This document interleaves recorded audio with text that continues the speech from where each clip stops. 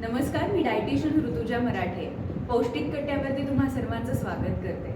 माझ्या आधीच्या व्हिडिओजमध्ये तुम्ही ऐकलं असेल की मी प्रत्येकाला, मग तो लहान असेल किंवा मोठा असेल, त्याला प्रत्येक वेळेस व्यायाम करण्याचा सल्ला हा दिलेलाच आहे। तुम्ही म्हणाल एक डायटिशियन सारखा व्यायाम करण्याचा सल्ला का देते?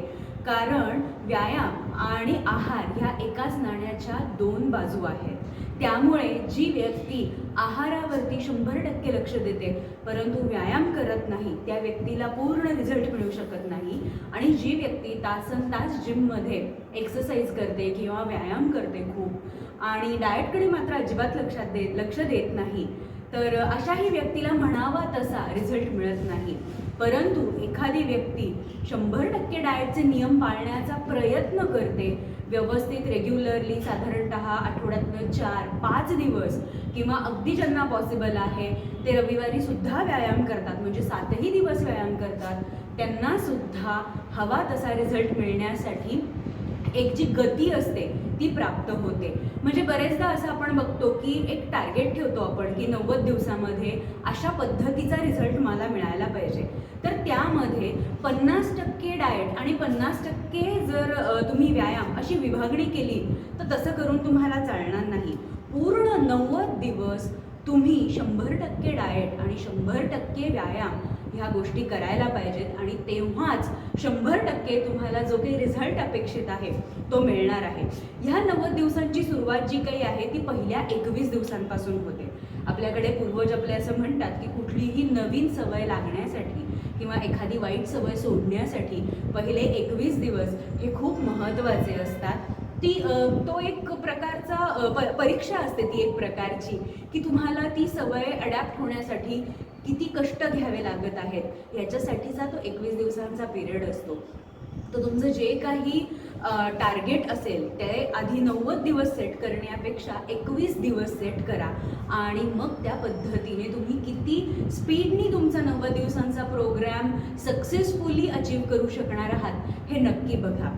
हळूच व्यायामाकडनं आहाराकडे यायला हरकत नाही, कारण मी मगाशी म्हटलं तसं व्यायाम आणि आहार एकाच नाण्याच्या दोन बाजू आहेत।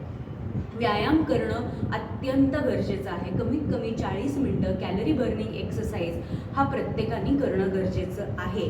त्याच्याशिवाय तुमची पचनशक्ती जी काही आहे ती काम करणार नाही। पचनशक्ती मंदावणं हे अत्यंत कुपोषणाचं पहिलं लक्षण आहे आणि तेच आपल्याला आहार नियोजनामध्ये आधी कट करून टाकायचं आहे। व्यायामामुळे पचनशक्ती वाढेल, पचनशक्तीमुळे आपण जो काही आहार दिवसभराचा सेट केलेला आहे तो व्यवस्थित त्या टाईम टू टाईम पोटात गेल्यानंतर त्याचं नीट पचन व्हायला सुरुवात होईल आणि आपल्या पोषणाची जी काही गरज आहे, म्हणजे आयर्नची गरज आहे, कॅल्शियमची गरज आहे, प्रोटीन्सची गरज आहे, वेगवेगळ्या पोषक तत्वांची शरीराला गरज असते, तर ती गरज जी काही आहे ती ॲक्च्युअल भागवणं म्हणजे शरीर कामाला लागणं, ही प्रोसेस जी काही आहे किंवा ही जी सिस्टीम आहे ती सुरू होईल।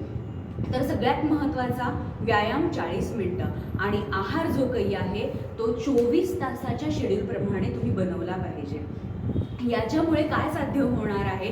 पहिला, बेसल मेटाबॉलिक रेट जो काही आहे तो वाढणार आहे।